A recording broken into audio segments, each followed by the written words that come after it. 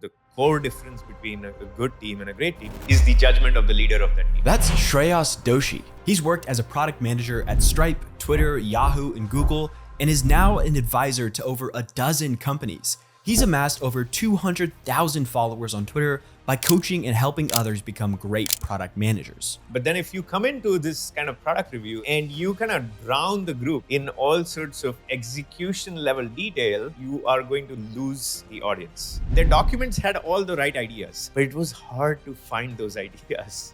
One of the reasons I joined Stripe was because I saw this as what a wonderful opportunity to really understand if product management can create unique value at a company that has already been very successful without product management.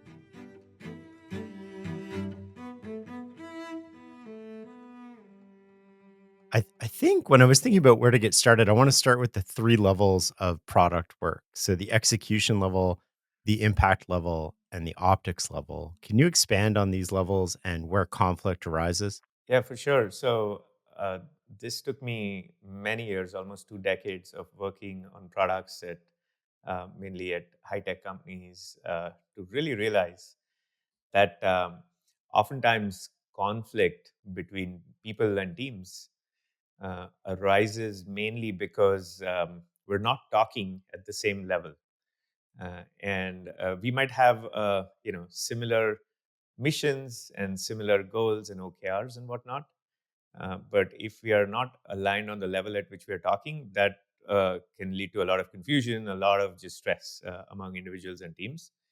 And so the three levels of product work that I discovered through my observations were the execution level, the impact level, and the optics level.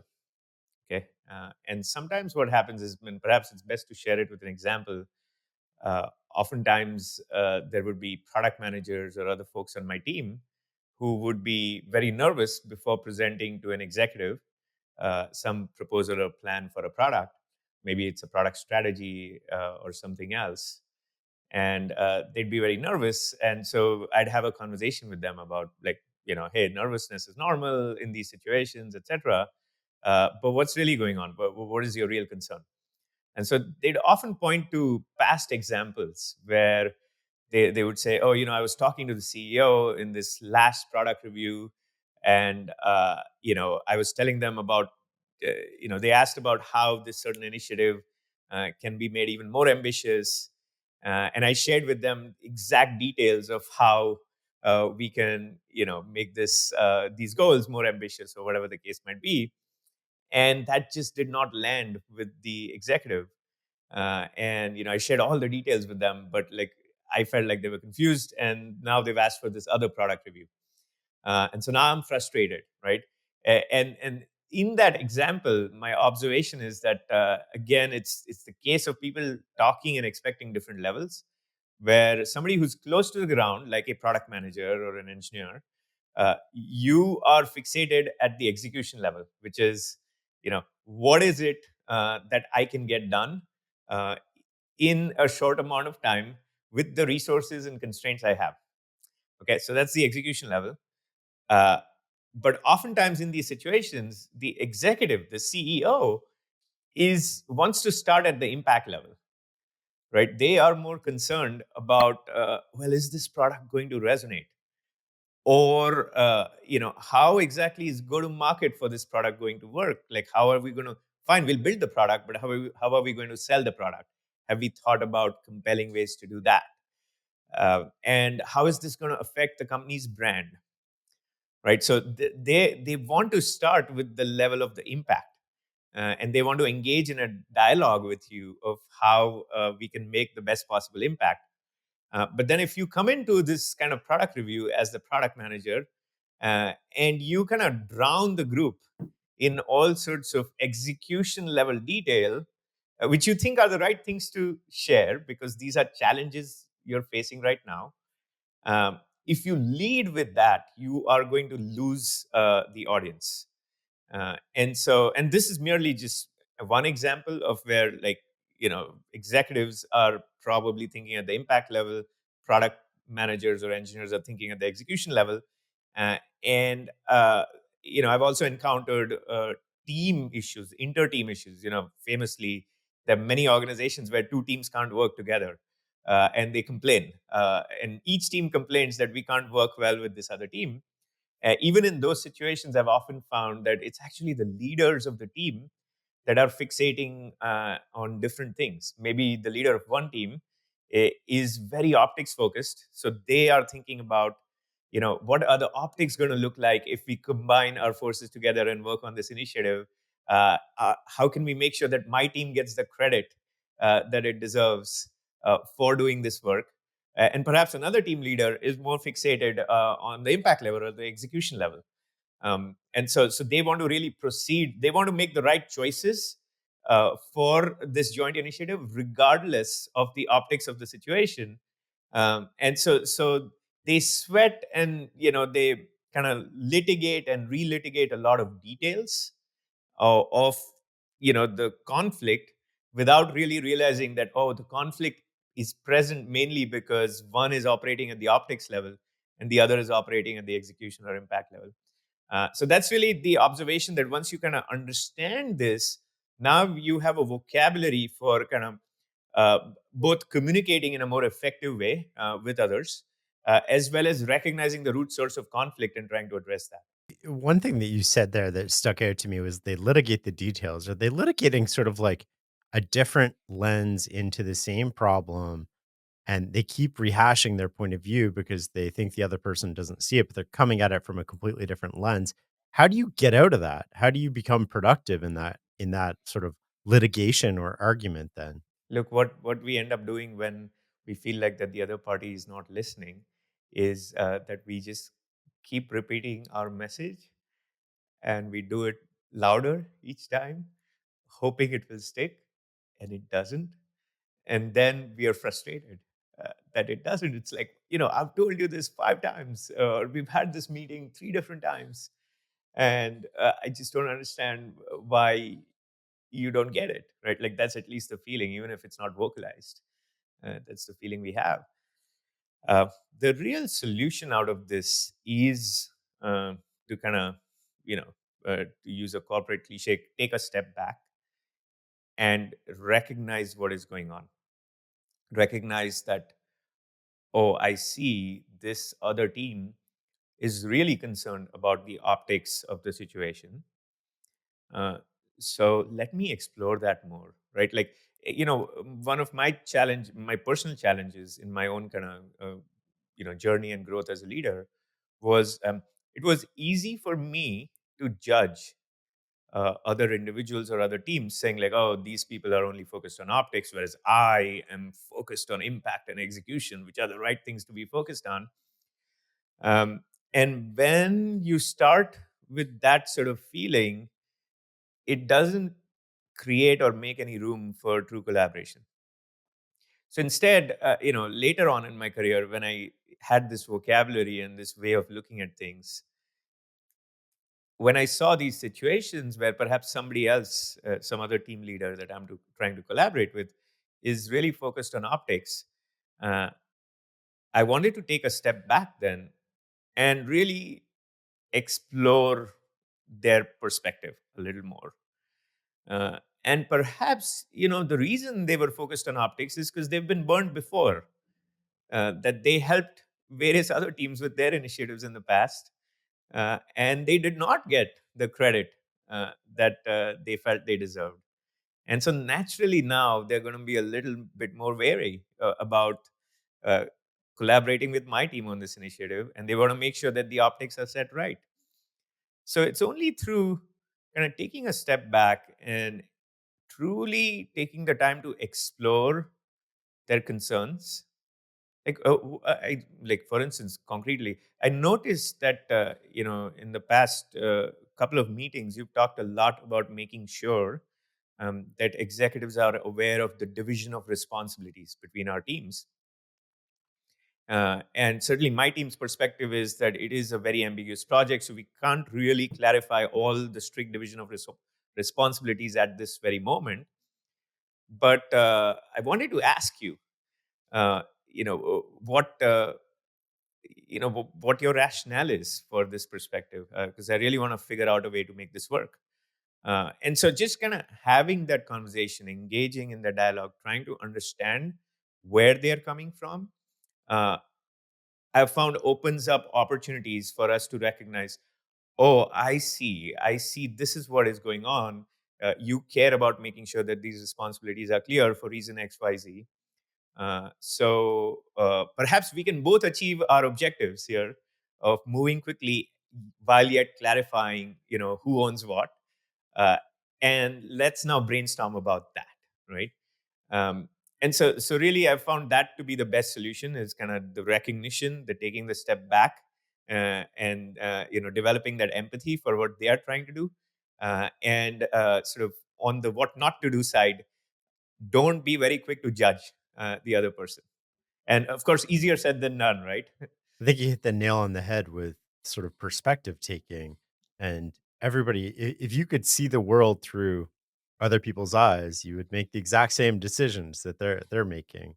So there's something that you're missing that enables this gap between what you would do and what they're doing, and putting yourself into their mindset or taking their perspective on a problem. What would have to be true for me to behave this exact same way is often a good way to sort of see a different perspective into the situation. One of the things that you said online that was interesting is that there's a difference between evaluating how something is going and measuring how it's going. Can you expand on that? Yeah, it's often the case, Shane, that you hear in business meetings, right? That well, if you can't measure it, you cannot improve it.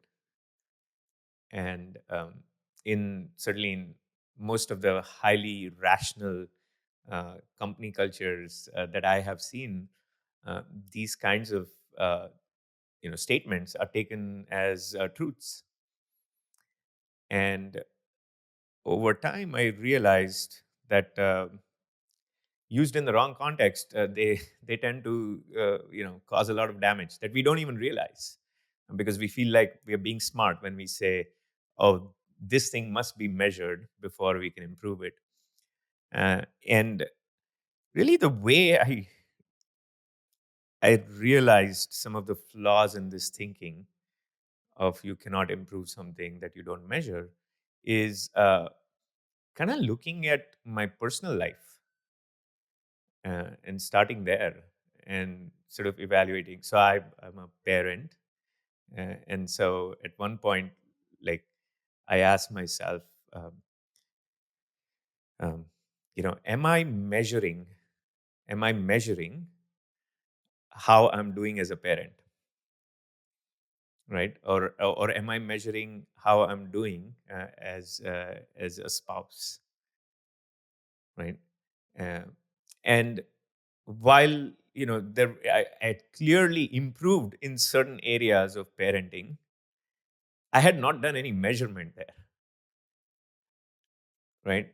So then I started asking myself, well, if I've clearly improved in this area of parenting or this area of being a spouse, but I don't measure it, I don't track it on a daily basis, I don't have any metrics associated with it, like the number of times my kid said "I love you" to me, right? Uh, I don't have metrics like that, and yet I can tell that I'm improving in these areas with some effort. So how am I doing that, right? Like, how many of us are doing all sorts of activities uh, and improving in those activities without explicitly measuring those upfront or measuring those on an ongoing basis? So that's when I realized that actually the way I know that I'm improving is because I'm evaluating, right? And that's where I feel like there's a difference between the idea of evaluating how you're doing and measuring how you're doing, right? And so that was the insight for me. And then I started seeing in many cases at work, it was quite similar, where if we start everything with, oh, we need to measure this thing first before we embark on this project or this initiative to improve said thing, There is certainly value in measurement, so don't get me wrong, right? Like, again, we should not think binary about this. Um, but in some cases, the effort to measure something is so large that it sometimes dissuades us from performing the action that makes sense. And so that's where, even in my own management style over time, I started kind of, differentiating between situations where evaluation is enough versus situations where you need, strict or precise measurement. Um, and again, it goes back to judgment, which is leadership judgment, which is, uh, there's no recipe for this. There's no, clear algorithm for, like, okay, in these situations you evaluate, and in these other situations you must measure. Um, but the fundamental sort of observation here is that sometimes evaluating how something is going is enough. And sometimes, if you try to measure a thing, you might think you might improve the measurement, right? But you might not actually be improving the underlying thing. So that's the other danger as well. And so anyway, those would be a couple of kind of core observations that led to this insight. Okay, but you're a manager or a product manager or a leader within an organization, and you have scarce resources to allocate. The organization has scarce resources. You have scarce resources on your team. Often, you need other people to buy into what you're doing with their, I guess, nod of approval, depending on where you are at some level. And if you're in a culture that is very measurement oriented, saying that, we're going to improve this, but not being able to quantify or demonstrate how it's improved is very tricky to get the buy-in. How do you go about that? Yeah, it is very tricky. And I would say this is why the solutions to some of these problems lie not with an individual or individual contributor within the company, but they lie with the company leadership, right? Like, so ultimately, the company's leadership needs to have the judgment.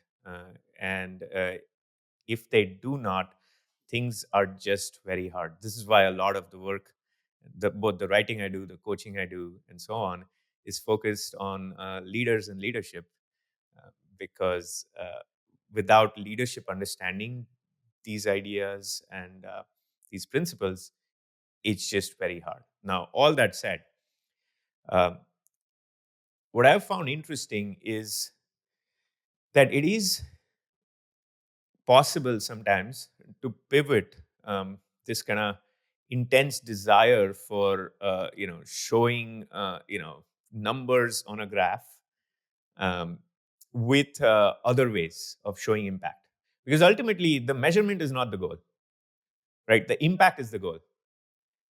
We hope that the measurement is just a proxy for the impact we made, right? And sometimes we forget we can't differentiate between the proxy and the goal, right? And so we make the proxy the goal.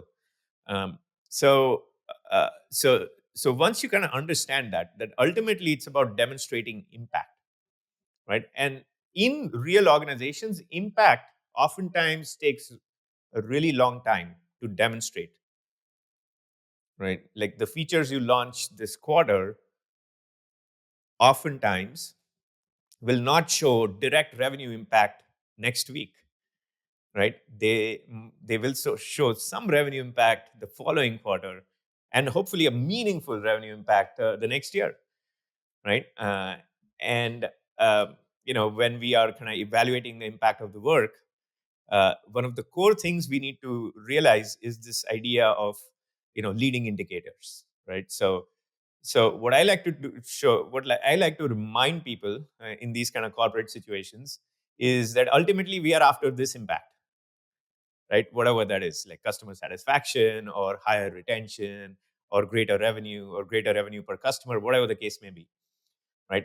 That's the impact we are after, right? Then I like to sort of clarify, uh, and perhaps using even examples, that features like this in the past have taken 3 months, 6 months, a year plus to show the full impact, right? And that is likely to be the case with this feature too. So therefore, what I want to share with you today is some of the core leading indicators we have of how this feature is working, right? And then I'll go into the leading indicators. And now these leading indicators might be other metrics. So they might be things we have measured, right? Which is like the conversion rate in sales calls, for instance, right? Which is an early indicator of potential resonance, or the number of customers who've actually purchased the product and listed this feature as one of the key reasons why, right? So I'll talk to my sales teams and kind of get some of those leading indicators to me from them, right? And again, these could be measurements, right? These could be numbers, but the numbers are so small that like all we might be able to say this quarter is like, oh, we got 5 new customers who said that this feature was one of the key reasons why, right? And you can't really run an A/B test of any sort or some like large scale experiment with that. So okay, 5 is good, and we've done some measurement. But this is where I like to also add some qualitative criteria, right? Which is, and I did this a lot at Stripe, for instance, when we were working on B2B products. That in some cases they took a year or year plus to show direct revenue impact or volume impact. Is I would call out some very big customers that we were able to sign up and their qualitative feedback on this recently launched feature, and I would present that in a document, right? Saying, okay, this is what we are hearing from this customer as a leading indicator, right? So there are ways, even in a highly kind of qualitative, quantitative kind of environment, to kind of pivot folks' attention towards what really matters, which is impact, and then help them understand uh, how that impact has multiple components, some of which may be measured components, while others are qualitative components. Because ultimately, at the end of the day, regardless of what one might cynically think, like, your company leadership is primarily interested in impact, right? Now sometimes they're fooled in thinking that the numbers are the only way to be confident about impact. But if you can make a compelling case of and tell a story about how it is actually a combination of some of these leading indicators, and they may be qualitative or quantitative, then you'll be surprised how much buy-in you can get. It seems, maybe I'm wrong here, but it seems from the outside that professional managers would sort of gravitate towards quantitative indicators, whereas founders would gravitate more towards the qualitative. What's your reaction to that? I think if we were talking about general patterns, that matches my understanding and my observations too. Uh, but I'll add an interesting additional observation, which is what happens when the company starts to scale. Okay, so you're a founder, you're very close to the details, you're very product focused, you're obsessed about the customer, the brand, the customer experience, customer satisfaction, all of the right things. Um, and now the company is scaling, right? And you're starting to find that your time, your personal time, is not enough to be just on top of everything, right? So now you're going to have to rely on other signals. And one of the things that you might end up learning along the way, and it's usually in the form of somebody else telling you, okay, so now that you're in this kind of hyper growth phase, right, things are going to be different. And one of the things that you might end up learning is that, oh yeah, so from this point onwards, you have to manage by the numbers, right? Because you're not close to the customer anymore. You don't have as much strong empathy for customers as you used to, and at certain scale, your instincts may actually be wrong, right? The instincts that actually worked for you early on may not work. Now, all of this I have found in my own experience as a product leader to be true. Okay, so this is reasonable advice. The challenge, though, is sometimes some founders will kind of lose their way entirely, right? And they again they make the mistake of treating the proxy as the goal, right? And they lose sight of the real goal, which is impact. So while I do want you to manage with numbers because that's the only way you can scale, I also want you to not forget that the numbers will only tell a certain story. And so, what you've got to still continue to do is expose yourself uh, to some of the signals. And these might often be qualitative signals in the market with regards to your competition, with regards to your customers. And so, the founders that have been able to scale really well and their companies have been able to build incredible products over the long term, I have found they kind of strike this balance really well. They do stay very close to their customers. They do stay very close to some anecdotes and don't just kind of manage by spreadsheet. It's almost like a map territory problem, right? Eventually, you have to use a map because the territory is so big. You have to distill it into something that you can comprehend. But if you don't understand when the territory and the map are different, then you sort of drive yourself off a cliff. Exactly. You worked at Stripe, and from the outside looking in, Stripe is one of the most interesting and considered to be one of the most well-run companies in the world. We've had the good fortune of having Patrick on the show. I'm curious.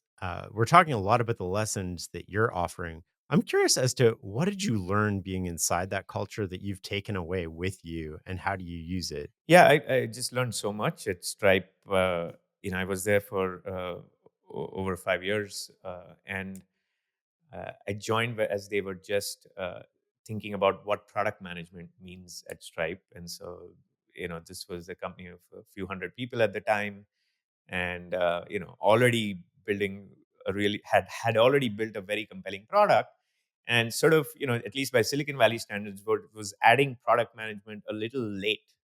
'Cause usually you'll have product management added at several dozen to 100 or so people. So Stripe was adding product management a little late, and had done just fine without product managers. So one of the reasons I joined Stripe was because I saw this as what a wonderful opportunity to really understand if product management can create unique value at a company that has already been very successful without product management, right? And so that was one of the motivators for me as somebody who started my career as an engineer but had been a product manager for over a decade by that time. And one of the first things I really learned when I joined Stripe is that when product and thinking about the product and thinking about the customer experience is everybody's job, which it certainly was, and has been at Stripe for a while. Kind of thinking about the product and fixating on what kind of product we're building and why we're building it, and how it's going to resonate with our users. When it is everybody's job, engineers and designers and even sales and marketing and other functions, then you have at least the ingredients for creating magic. And too often what happens, and I've seen this at many many companies in the valley, some of the most successful and modern companies in the technology space, is that at some point this idea of like, okay, are we building the right product? Are we building a product that our customers will really love? And are we building a product that will win in the market? That's those concerns get relegated to one function, or a couple of functions, while the other functions get more focused or somehow are asked to get more focused on just like stay in your lane, do your thing, ship your code, right? Because and do it on time and do it at reasonable quality, but that's your job, right? And nothing else. And if it's something about the user experience, well, you bring in the expert, the product manager, or the designer, and they will tell you what to do. uh, i- in those environments you just like don't end up building really inspiring products. And so, what I really saw at Stripe is this kind of, the entire fabric of the organization and the culture was enabling me as a product manager to launch the right product in the right way. Um, and so, while this sounds great in theory, and so, this is something I observed, but then, I'd seen enough companies by that time to know that, yeah, many companies would want this, but how do you actually get it done? How do you get it done as you scale? Right. And so what I saw at Stripe were perhaps like two things I'll flag. One was that really every function was treated as equal, right? And in most companies, you will have some sort of implicit functional hierarchy where, like, some companies say, well, engineering is the most important role here, and the most important department here. Some other companies will say product management is the most important department. Some other companies will say sales is the most important department.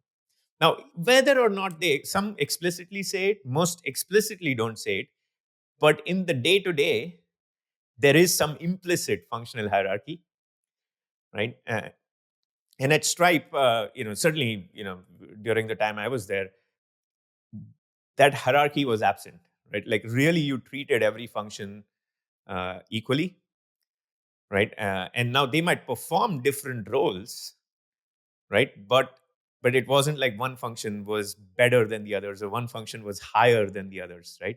So what that enabled is a much more focused and much more authentic conversation between functions of what is the right thing to do here, right? Like, not once in my 5+ years there did somebody play the card of like, well, so I am the product manager. So yeah, I realize all this debate and all of that, but since I have this title and this question is about the product, so therefore I'm going to make the call, right? So it wasn't really about, like, pulling rank or title. It was about really discussing the idea, right? So that's one way that I think Stripe put this in practice. And look, the other way of, like, the entire sort of fabric of the organization kind of pushing you to build the right product was that the founders kind of lived these values as well, right? So, Patrick and John, until a very, very long time, as the company was scaling, and to a point where you wouldn't expect the founder to do so, they were talking to customers, they were talking to users, and not only that, in many cases, they would kind of, have a meeting with the customer and send out notes, right?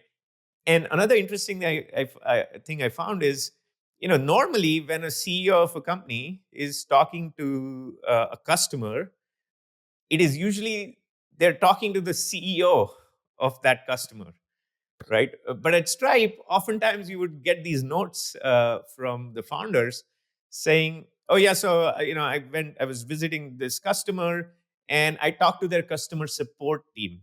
I spent time with their customer support team to understand whatever it is, how they're using the Stripe dashboard, right? And here are some observations." And so as you saw this as an employee, you realize, right, like, that this is what the company cares about, right? Like, when the founders are actually living the values that are put up on the wall, that means that they're not just words on a wall, right? Like, you are expected, if you want to do well here, you are also expected to do these things, to be close to customers. So that was another kind of, like, really valuable lesson I learned about, like, we can all say, yeah, sure, you need to be customer centric and so on, but the actual process of doing so involves a lot of discipline, commitment, and consistency. One of the things you said there that I found fascinating is that everybody was seen as important and it was seen as everybody's job to look after the customer, which intuitively I really like because I always hated people saying that's not my job, that's not my responsibility. Or conversely, I hated people putting up that card and being like, I'm the product manager. This is my decision with no sort of like uh basis for making it that's grounded in sort of rationality. I'm wondering who's the arbitrator of a tie in those situations? How does that work when you have maybe two people who are both looking out for the customer, but they're coming at it from very different perspectives. And you have to pick one path and you can't have both. In the case where all functions are sort of equal and everybody's responsible for the customer, how do you make that decision? Yeah, and this is where it gets messy, right? Because there is no, again, there is no, here's the algorithm we'll use when we are, in disagreement. So in practice, I'll observe a couple of things. Number one, this is where a writing culture helps intensely, right? So Stripe famously has a writing culture, and a lot of these discussions would start with a document, right? And they're asynchronous discussions. And the reason I think it's key is because just having to write these things down forced a degree of clarity that is often missing when you are kind of having just these debates verbally, right? And so I think what ended up happening is that while we might not have started in the same place or from the same perspective, before we really started kind of engaging in this conversation, which again, most of it is happening in a document, um, by forcing ourselves to kind of write down our thinking, right? And to put it in words, uh, it enables the reaching of consensus or a decision better than if we were trying to do it all just verbally in a meeting. Because again, oftentimes, when we are doing it in a meeting, there's also like other factors that come in, right? Like it's not just the lack of clarity and the lack of comprehension, but also ego factors that become quite prominent and dominant in how then we decide, right? So I think that just like that writing culture helped address a lot of this, where yeah, we might disagree, but now we understand the root of our disagreement better, because you're trying to optimize for this metric and I'm thinking of this other metric.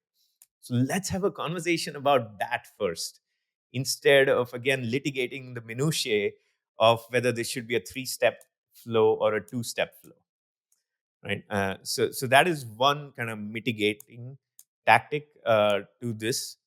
The second one is, oftentimes, yeah, you kind of had to take this decision to somebody else, typically somebody higher up in the hierarchy, to make the decision, which is like, look, we've had this, what we call rigorous conversation and discussion, and it's all documented here in this Google Doc or what have you, uh, and we can't seem to decide. I think one of the reasons that it fails is because it becomes judgment based. And as much as people like to say that they make judgment decisions, they don't actually like to make judgment decisions because they like to have a lot of rationale behind, or numbers behind, or authority behind why they make a decision. And when the judgment is subjective, in this case, you have a tiebreaker. Somebody has to be an arbitrator of that, whether it's the founder or somebody up the line. But what they're really doing is they're exercising judgment. And that's where you get a lot of leverage from. When that judgment's correct, it's really powerful. And when it's not correct, it can destroy a company. Absolutely. I like to observe that, there's a difference between very good teams that operate quite well, and really great teams, the teams that are not only able to operate quite well on one project, but on multiple projects, and are able to kind of, uh, cross pollinate, their goodness to other teams that they work with. Right. And my one of my observations about the core difference between a good team and a great team is the judgment of the leader of that team.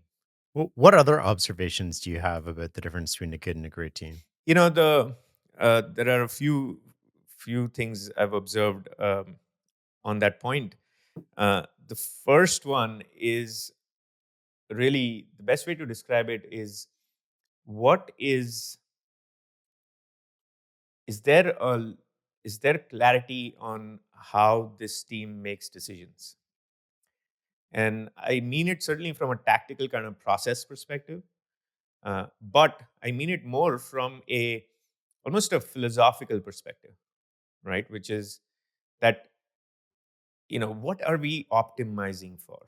And if you look at all those sort of like, the great companies out there, right? Like they have some way of deciding what makes sense, what product to build and how to build the product, how much attention to detail to give certain things, and how much to build fast, right? And hopefully, some of those are codified in the operating values or the operating principles of the company. But does this team have clarity on that kind of philosophy for how they're making decisions? Uh, is I think a really important factor. And then are they actually following through on it in their day to day? So that is one thing I like to call out. Second thing I like to call out is, to what degree is the team willing to bend rules? Right? I'm not talking about like breaking laws, because you shouldn't do that.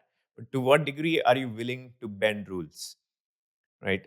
And it turns out that rules exist for a reason, whether it's a rule for like, how you launch a certain product, or a rule for how you get approval for a certain thing, and so on and so forth, right? Like over time, as an organization scales, a lot of rules are created, right? And there are teams that like want to do the right thing, that will follow all the rules, right? And they do it for two reasons. One is there is usually kind of a little bit is perhaps some insecurity, perhaps a lack of adequate courage on the part of the leaders of the team. But the other is being able to defend when things go wrong, right? So, following rules is very comfortable, because if we follow all the rules and it doesn't work out, we can just point at the rules and say, look, we followed all the rules. We followed the process. We came to all the product reviews. We showed you all the mock-ups and all the intermediate artifacts as the rules said, Yeah. right? And so therefore, now if this product failed in the market or failed to win, don't blame me, right? Like I followed the rules, right? And this is how a lot of operators operate in organizations. I call that the McDonald's problem because, I used to work in tech as well, and people would do this all the time where it's like, I followed all the rules, I got the wrong outcome. And I would say, well, if all you do is follow the rules, you should be getting minimum wage because what we're paying you Right. for is judgment. You need to know when to opt out when that doesn't make sense or where it's leading down the wrong path. And that drove people crazy. Yep. Yeah, it's so interesting that people don't see that the reason they're getting paid the big bucks is, and the reason the way they'll create alpha for their team or for their company is through that judgment, right? Because if everybody could just follow playbooks, Yeah. then and they might be wonderful playbooks, but over time, even wonderful playbooks become the industry standard. So now, if you want to outperform, you need something else, and that something else is always judgment. And so, yeah, absolutely, that kind of like willingness to bend rules. And now the question is kind of, well, how do I know which rules to bend, right? That's the next question I get when I write about these things. And it's like, again, it goes back to judgment. Um, uh, One, I have quite a few on the list of like the attributes of, good to great teams. But another one I'll share that is often not discussed is just, high agency among the individual contributors of the team. Because I think like at some point, a team, say it's like 10, 20, 30, 40 people, 50 people more, it becomes really important, not just for the leaders to be ambitious and have good judgment and so on, but for the individual contributors to be very high agency people, where they feel that they have the ability to, and the sort of desire to influence outcomes, right? And they are going to execute creatively to do that. And in some cases, they are going to bend rules. And in many cases, most teams have constraints, right? Whether they're staffing constraints or funding constraints or whatever else. And it's this ability of at least a few individuals on the team. You don't need the entire team to be extremely high agency, but the ability of at least a few individuals on the team to have and embody this high agency approach, such that, oh, actually, yes, we do have this obstacle, but here's how we're going to creatively execute around that obstacle in order to make impact. So those would be a few items I would share in terms of kind of that difference between good and great teams. We're going to go back to writing in a second, but we just hit on the agency. So I want to go down a rabbit hole here, which is you came up with the agency talent matrix. Wondering if you can explain what that is and how you use it.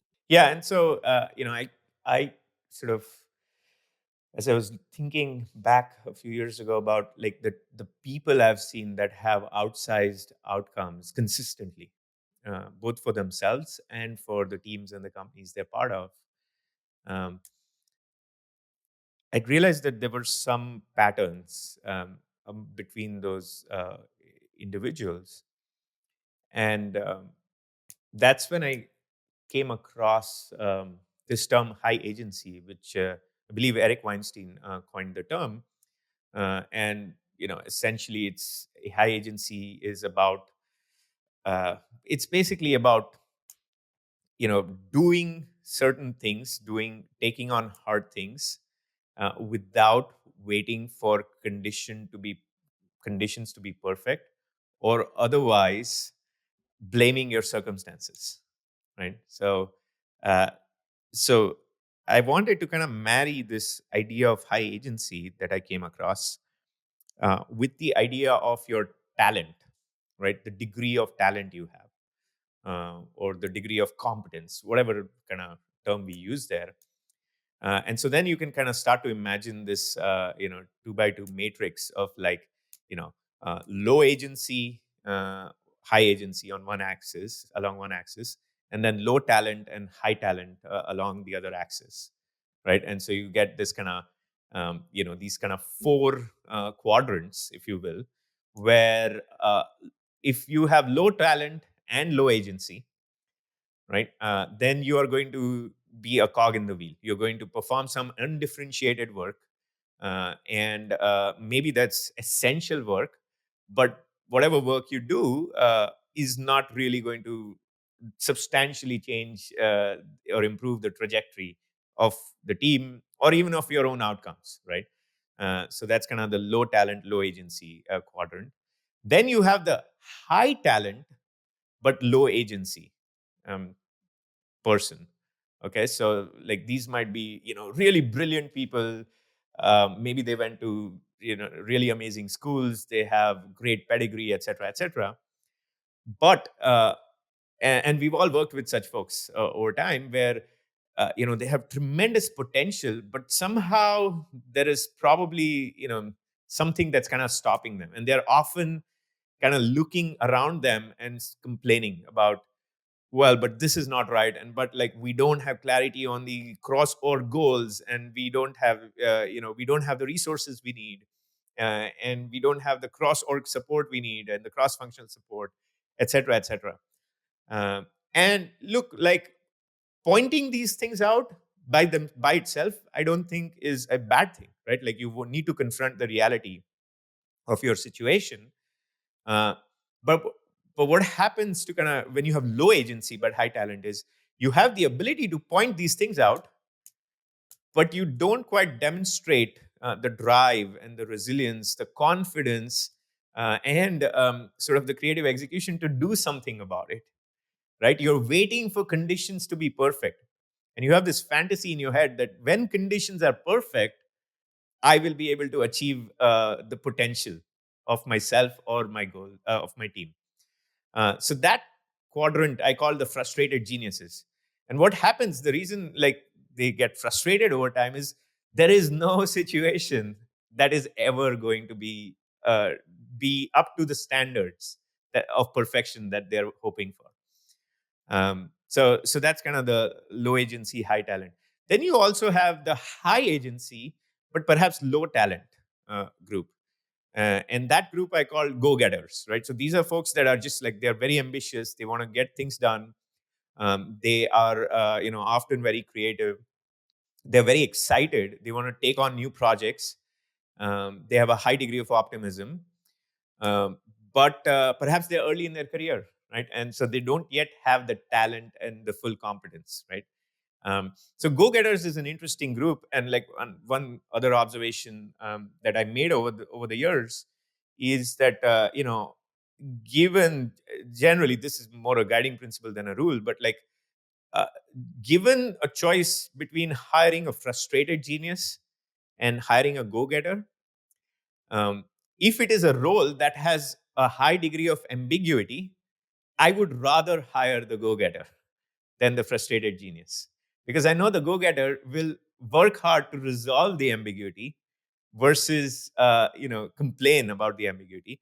And in many ways, product management, the role I have done for many years, is a role whose primary responsibility is to resolve ambiguities and act in the presence of ambiguities.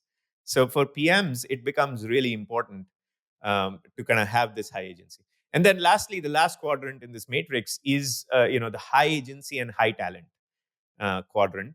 And these folks, I just call them game changers, right? Like they change the game for the company, for the team, for themselves. Um, and but the reality is that there are very few of them, right? So if you come across a game changer early in their career, you better hold on to them, right? And you better provide them with the opportunities and the support that is necessary for them to achieve their potential. And last thing I'll say on this topic is sometimes go-getters over time become game changers because with enough experience now you can increase your competence, so you can go from the low, perhaps on the low talent side, to the high talent side, just by virtue of having that much more experience. And so again, in many cases, for certain roles, I would rather prefer a go-getter who's perhaps a little bit lacking on certain experience factors, because I've found that those experience factors can be rapidly made up for. I like that matrix a lot, and I think it's very helpful for sort of uh, generalizing or stereotyping people into quadrants. But it also helps you with hiring, with layoffs, with who's contributing. It helps you identify who's easily replaceable and who's not. And so, if you're honest with yourself and you know which category you're in, you can, especially if you're a frustrated genius, you can sort of get out of that category with a mindset change. That would be a pretty easy one to turn into a game changer. I want to come back to the writing culture just for a second here, because I always think about writing as making the invisible visible. So you're taking your thinking, which largely happens in your head, and now you're forced to explain it to other people. Because you're forced to explain it, you have to walk through all the steps by which you arrived at your thinking.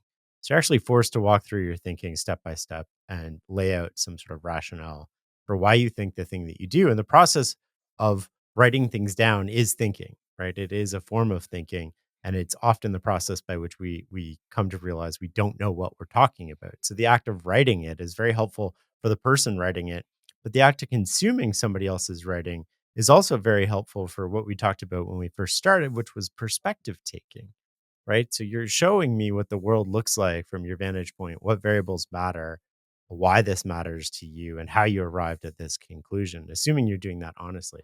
I'm curious as to, in practice, I've never worked in a writing culture, with the exception of Farnham Street, but wh- what is it like in practice being on the inside? Where does it helpful and where does it slow you down?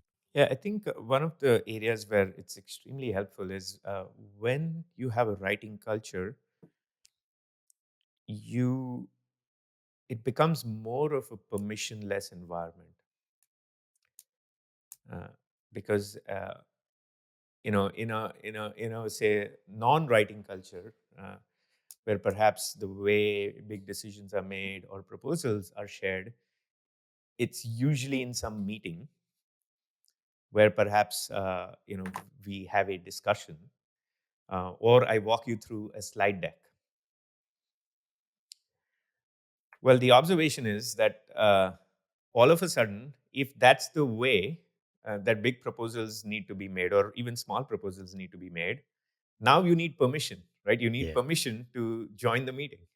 You need permission to present at the meeting. You need permission. You need to ask for permission to take a synchronous, meaningful slot of everybody's time to be able to share what you want to share, right? And a true writing culture kind of removes a lot of those constraints, right? So if you spot something that you think needs to be improved in a writing culture, in a true writing culture, you can write about it and share the document and see what people have to say, see if it resonates. And certainly, at Stripe as a writing culture, I saw it often where there were people, regardless of their role and their function within the organization, kind of wrote down something super insightful. And as they shared it, it kind of spread through various Slack channels, saying like, "Oh, this person wrote this doc. You should check it out." And now all of a sudden, people are going in the doc and posting comments. It's like, "Oh, this is actually an interesting point. Can you expand more on it?" Or like, "I don't quite agree with this. What's your perspective?" Uh, and all of this is happening in a fairly permissionless manner. So I think that is a very key aspect that people tend to ignore of kind of this writing culture, and it has, done right, has like really profound effects on the degree of transparency, cross organization clarity, and really kind of innovative big thinking that you can engage in um, just via a writing culture, right? So that's one aspect I definitely want to call out that I've kind of see play out really well.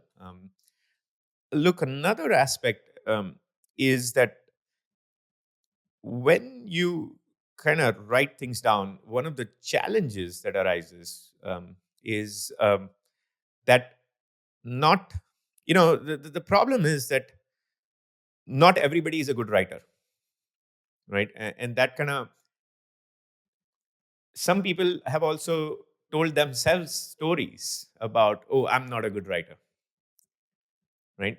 And so one of the challenges is that such a culture makes it hard for people who kind of think they're not a good writer to be able to influence, right? Because ultimately,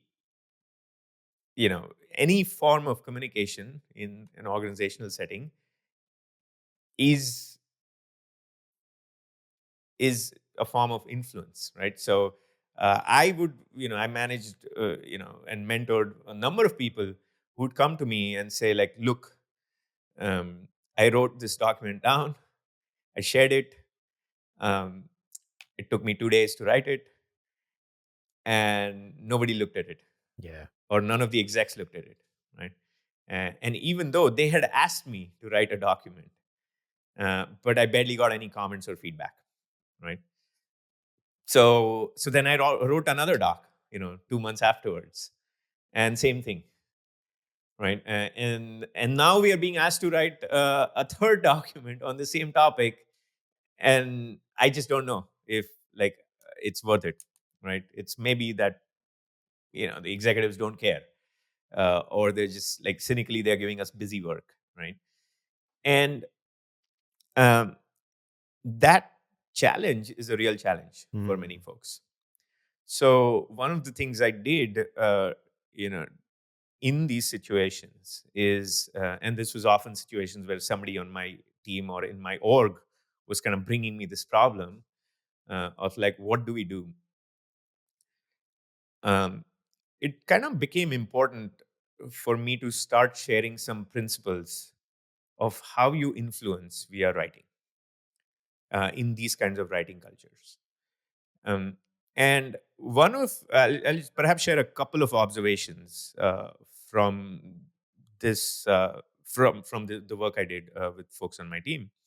Number one is oftentimes when this was happening, when they were describing this type of frustrating situation with a writing culture, uh, I observed that in their documents had all the right ideas, but it was hard to find those ideas. Mm. And it was hard It's like to here's 20 understand. pages, but there's like three good ideas in here. Go find Yes. them. Yeah. And it was hard to understand the true value of those ideas Right. in that noise, right? And so when I observed that, I started trying to identify why is it the case, right? And then I realized after kind of some time that the reason that some folks do this when they're writing is because they want to communicate everything they know about this topic. Yeah. They have this deep desire to, like, I know all of these things about this thing, so I'm going to communicate everything, and I'm going to communicate every single angle and every single detail and anecdote and statistic about this thing. And of course, when we do that, the story we tell ourselves is, oh, I want to build a bulletproof case, right? Yes. Yeah. So I'm going to provide all of this detail. And of course, what actually ends up in practice is, regardless of how well you write this thing, the reader is lost, right? Yeah. Um, and so oftentimes people would come to me and say, like, look, I have this document, but I feel like I'm not using the right words. So can you kind of lightly edit it? And then I look at the document, I'm like, I have to tell you, like, and this is not going to sound like happy news, but I would rewrite this whole thing, right? Because here you're saying, like, well, maybe you can just use a few better words, but the problem is not the words, right? The problem is that we need to create greater clarity, and that means we have to rethink the structure. We need to write with empathy for where the reader is likely coming from, and that is much more work than changing a few words here and there. Um, so that is kind of one challenge I've seen, and like, once people understand it, right, and you can, even as a leader, if you're helping anybody through this, you can even create a vocabulary around this, right, like, whatever that might be. But once we kind of like start talking about it in terms of, no, the goal is not to communicate everything we know about this topic. The next step to take is then to ask, which is, what is the most important thing I want to convey, right? And start with that message in any kind of document and proposal in the work setting, um, and share that message very early on in the document, whatever that might be. Our core insight is X, Yeah. and based on this core insight X, our proposal is that we do A, B, and C, right? Now, actually, your proposal to do A, B, C might be informed by, you know, 10 other insights, you know, P, Q, R, S, T, etc., right? But that can come later, Yeah. right? Totally. Or that can come in an appendix section, right? If for the more curious, right? But if X insight is actually the core insight, Yeah. then that's really what executives need to know, It's not a right? movie, right? Like lead with lead with the best here. Don't build Mhm. up a climate, like don't build up for it because most people stop reading.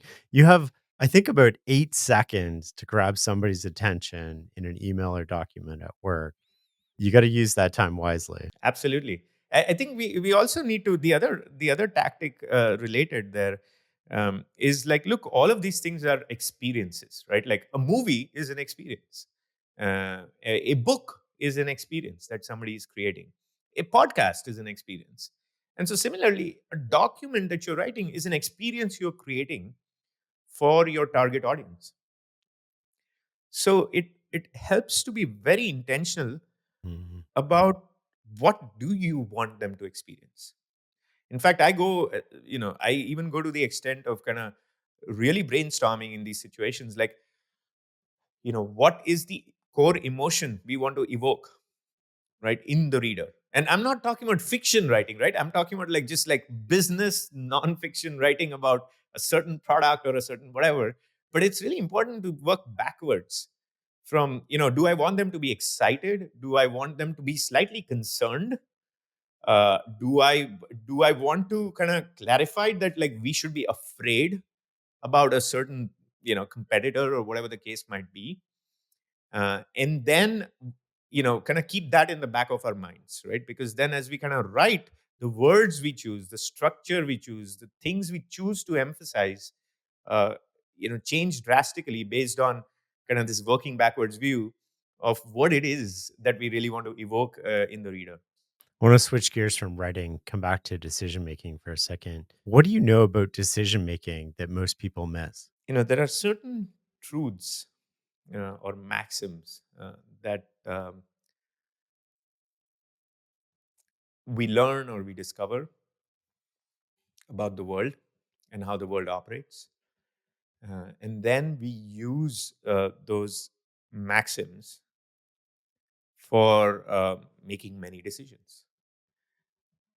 And and the insight for me, and this was maybe 3-4 years ago, was that sometimes we should use the antithesis of that truth or maxim when it applies to us. Okay, so I call this the antithesis principle, um, and it explains a lot of bad decisions or principles that we kind of adopt as individuals, um, and it's kind of best shared with a few examples. So let me just take a few minutes to kind of share a couple of examples. So the first example I'll share is, you know, one kind of truth that we might know about the way the world works is that most people learn better when the content or the teaching is entertaining, right? When it's entertaining, it's like it's got great stories, amazing analogies. People just learn better, right? And there are many people who proudly say, right, like, and I come across such folks all the time as a teacher myself or as somebody who writes online and so on, is that, well, I only learn through engaging writing, right? Now, as a smart person who wants to make a big impact on yourself and on the world, right? If you think really deeply about this kind of truth, let's just say, right, which is most people learn better, learn the best when the content and the teaching is entertaining, is that if you want to help people learn something, make it very engaging and entertaining. Okay. So that's the obvious conclusion that almost any smart person will reach, right? But it turns out there is actually one more conclusion you should draw to be a better decision maker and to have better results for yourself, which is, it is actually not in your best interest to be the kind of person who only learns from entertaining content, right? In fact, to go even further than that, you should not even be the kind of person that needs any sort of entertainment as a prerequisite to learning, right? And so I would say that most smart people don't consider this second conclusion, right? And we make decisions for ourselves and we create identities for ourselves around these kinds of areas because we see these truths in the world and we assume those truths must apply to us, right? And that's why it's the antithesis, because actually what you should do if you want to optimize and maximize outcomes and your impact on the world is you should turn yourself into the kind of person that doesn't need any sort of entertainment to learn something, right? So because that way, while most people will discard a profound book that doesn't have an attractive title, you will actually take the time to read that book and to kind of really learn from the book, despite it having a terrible title, right? So that's just like one example. There's just like once I sort of saw this um, in myself first, I realized that this idea of the antithesis principle applies to all sorts of things, and I'll just share one more example, and kind of would love your thoughts afterwards. Is one of the things that you know if I post on Twitter that a great manager is really important for your career, right? I will get a gazillion likes because it's something people love, right? Like, which is like a great manager, just follow great people, great leaders, and you will have an amazing career, etc., etc. Right? So that's kind of perhaps the truth you observe about the world. Um, but now, what are you to conclude from this? Right? How do you kind of like act on this observation? Well, the first conclusion you can draw, and this is the more sort of more obvious conclusion, is that you should try to be a highly competent manager yourself, and you should try to be a really great manager of people, so you can attract highly energetic, highly talented people, and you can help them do really good work. So that is the obvious conclusion that one can draw.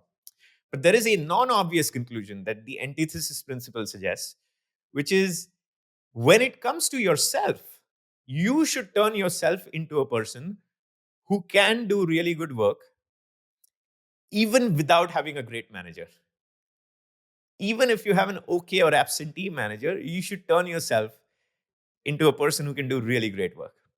Now, this second conclusion is the non-obvious conclusion that very few people draw, right? And in fact, most people will blame in some way, the fact that their manager doesn't do one-on-ones with them as frequently as they expect, and say, well, of course, this is why I'm not performing as well or whatever. And perhaps that is a reasonable statement, kind of, if you're early career. But if you're 10 years into your career, 20 years into your career, right, and you are in a career which kind of rewards you for your judgment and your agency and so on, right, it is actually in your interest to pay attention to the antithesis principle. Because again, if you just rely on great managers around you, then you're kind of limited in terms of how much impact you can make. Right. So, yes, by all means, be a great manager yourself and try to be the best possible manager you can. But at the same time, don't always expect that you can only do good work if you are working for a great manager. So again, this kind of applies to so many examples, and I think people make this fundamental mistake when they're kind of just making decisions for themselves for like what works for them and what kind of person they want to be.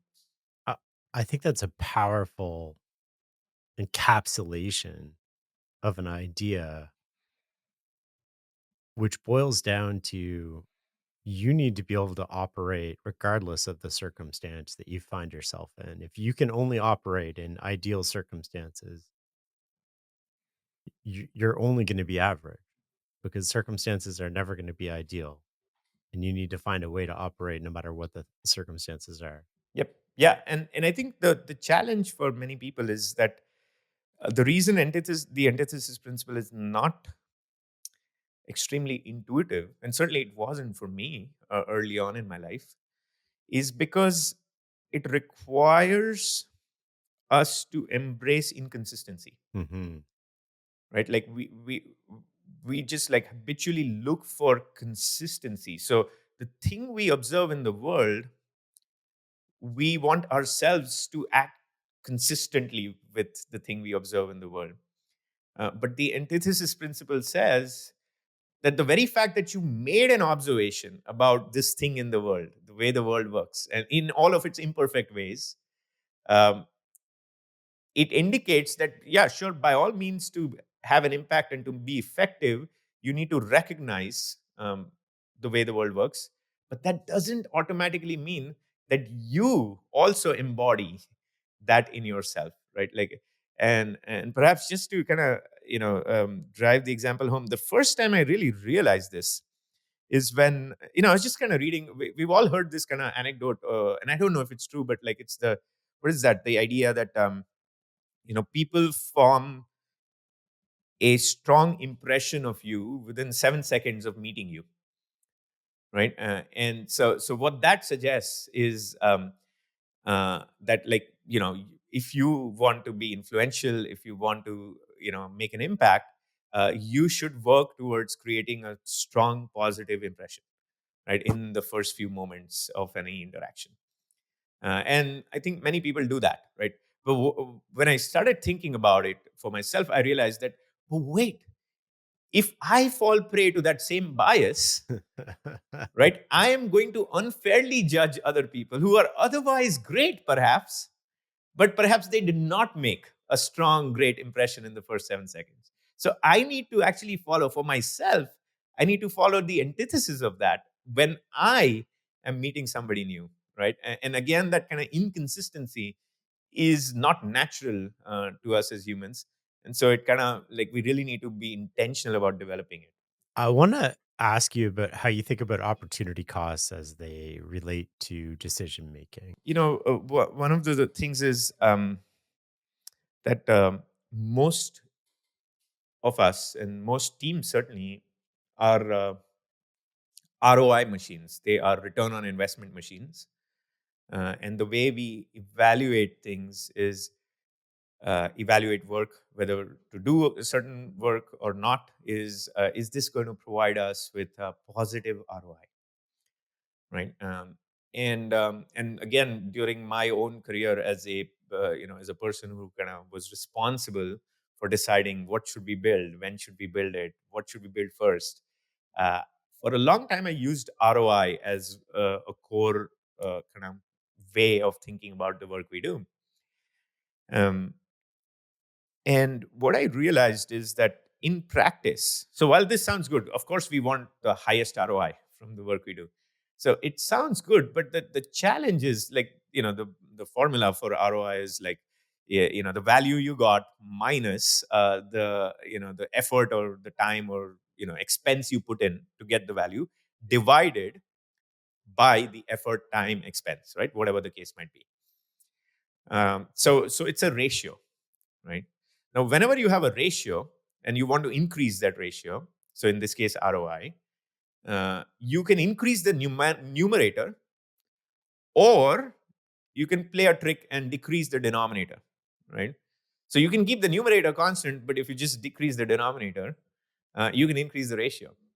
And so I saw that tendency play out very often in making decisions about what to work on next, what to prioritize, how to think about our priorities.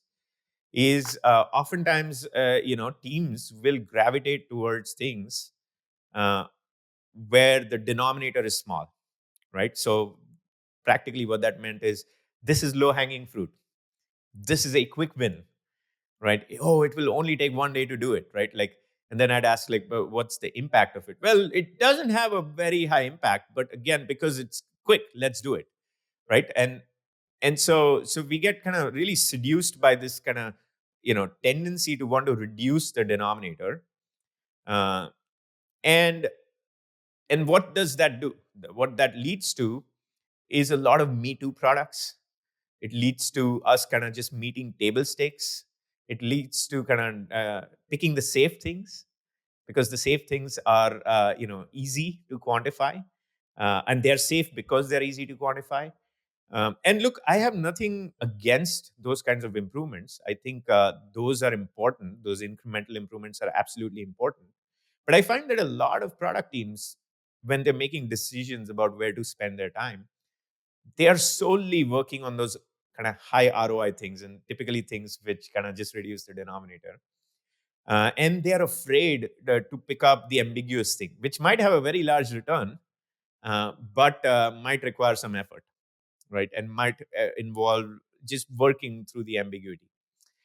So that's when I realized that actually, you know, a better way, when you're in a very high leverage role, a better way to think about these decisions is through the lens of opportunity cost, right? Where opportunity cost is, roughly it is, the value you get out of, the optimal option, right? Like, and the value you got out of the option you chose, right? So the delta between those two, right? The option you chose and the value you'd get out of the optimal option, that's what kind of your opportunity cost is.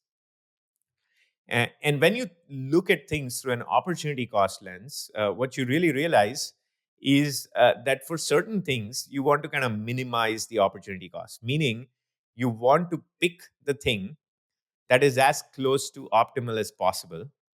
And so that's kind of how you minimize the opportunity cost. So that's why I like to say that, in a high leverage role, your goal should not just be to increase ROI. You should also think about how you're going to minimize the opportunity cost. And the last thing I'll say here is, oftentimes people say, "Oh, well, we can work on a number of different things, because who knows what the optimal thing is, right? We can work on a bunch of different things, and as long as those are generally positive, we will be fine, right? And we can always backtrack if they're not." But the problem I've found in practice is that it's easy to say in a meeting when we're trying to just like decide on something that like, yeah, of course, if it doesn't work out, we'll just backtrack, right? But in practice, I saw us never doing it, Yeah. right? Like, and so I also looked into why, and what I realized is that it's kind of like the IKEA effect takes hold, right? Where we put in a bunch of work behind this, and so now we think it's more valuable than it truly is, right? And now we are going to just like stick to it despite the world telling us or giving us evidence to the contrary. So that's the cognitive bias there. But there is also more than just cognitive bias. There's a practical issue, which is, our code. So I'm talking about software products for the most part, but it applies to many other products and initiatives as well. But our code is not as malleable that as we think, right? We just think, oh, we're going to write this code, ship it, and then if it doesn't work, we're going to undo it, we're going to change it, we're going to learn, etc. And all of that is good, but our code is not as malleable as we think, and so it takes us much longer than to kind of try to find that kind of optimal thing. We are making changes to the code, and at some point our code just refuses to cooperate. And so we get left with this kind of highly suboptimal product. One of the things that you've given a lot of thought to that I do want to ask you about today is how do we systematically grow our competence? One of the core things in kind of systematically growing our competence is the idea of decomposition. And anytime we say, okay, we want to get better at decision making, or in the product world, um, a version of that for product decisions is product sense. Okay, I want to get better at my product sense, which I define as the ability to usually make the correct decision about a product or a product feature, um, o- whether it's macro or micro, even in the face of very high ambiguity, right? And so when somebody is confronted with something like that, and that being a core part of their competence, it is very confusing, because like, but what step do I take here? So that's where decomposition comes in very handy, because you can look at almost any area of competence and you can decompose it into its constituent elements. Mhm. All right. And so let's take, in this case again, let's take product sense. Uh, well, product sense, which is again the ability to make the correct product decision. This is by the way, like some people are really great at consistently building very good products. This is why some companies are very good at building products that resonate with their users, is because they really embody that product sense in the work they do. Right. So, well, it turns out product sense has three components. The first is cognitive empathy, which is, do I understand how you think as a user, how customers think, how they approach situations, what will resonate for them or not, right? That is cognitive empathy.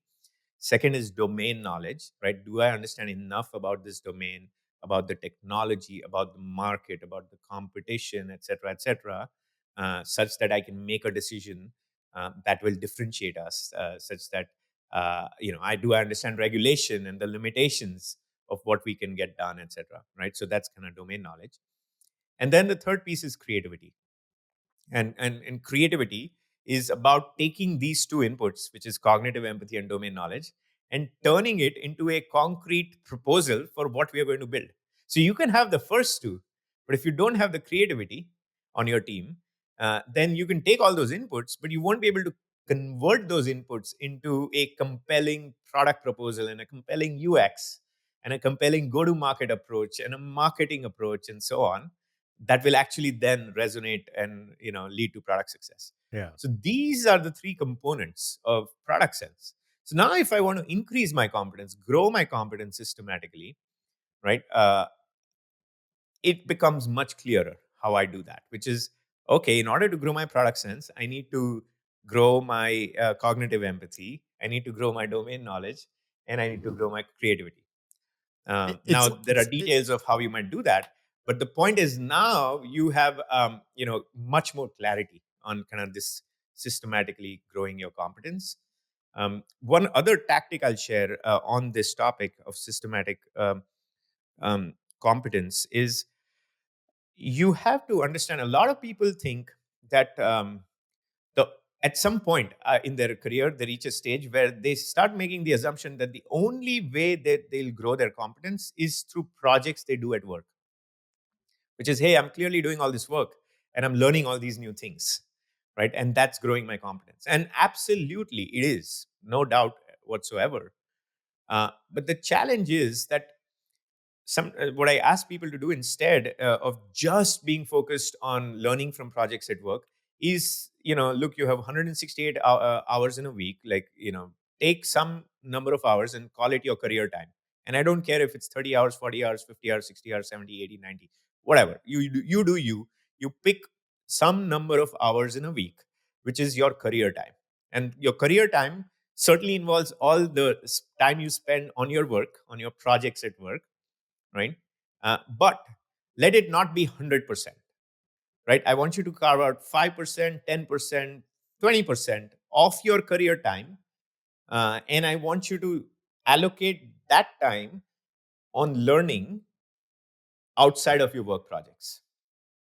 Right. And this is something I personally did, like since the very early days of my career. And I found that what happens is that kind of, even if it's 5%, like say 5% of 50 hours, right? So in a week, so that's 2.5 hours a week where I'm explicitly not learning just from doing projects at work.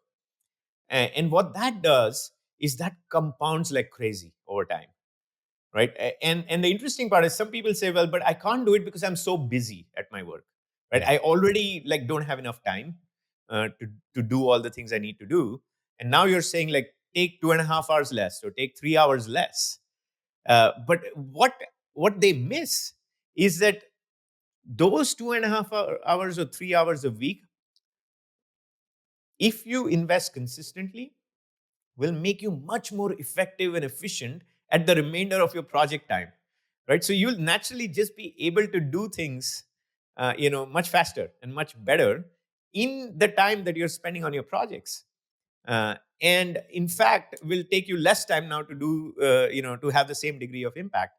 So, of course, the last piece here is this requires, a mindset towards growth. This requires some degree of ambition, and this requires taking responsibility for one's own competence.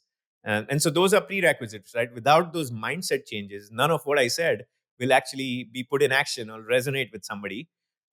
Because if you are going to say, well, it's the organization's job to grow my competence, then sorry, it's not going to happen.